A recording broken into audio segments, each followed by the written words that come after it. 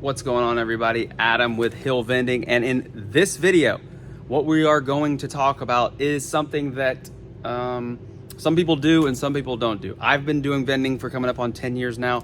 Since the beginning, this is what the way I learned and what I do. Some people may have a different take, and that is fine, but I'm going to go over the difference of why you would sell two different size chips.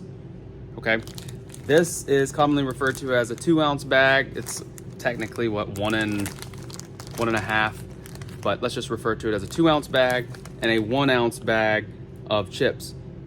Okay, so the common question is, what do I sell in my machine? What should I be selling in my machine? Do I sell small bag chips or big bag of chips? Okay, and to answer the question of why do we at Hill Vending sell two different size chips at two different prices? And the simple reason is because of selection and choice, because of variety. Because not every large bag, let's say, for example, chili cheese honey twist, right? That comes in a large bag.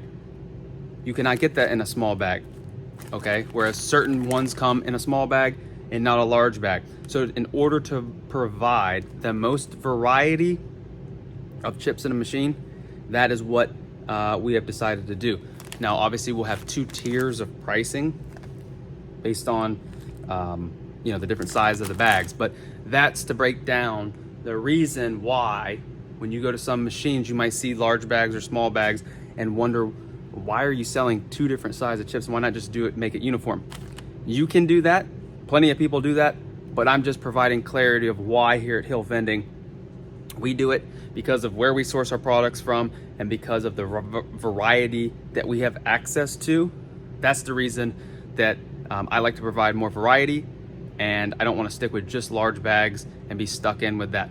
Now, can you get some of these in big and small? Like, this is a small bag of Doritos. Can you get this in a large bag? Yes.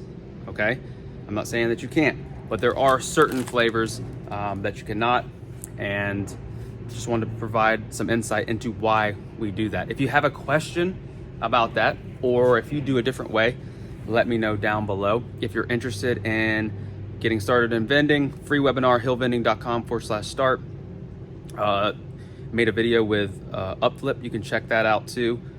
Upflip, the YouTube channel on the vending business, that now has over 1.2 million views. So that's a great intro into the vending business.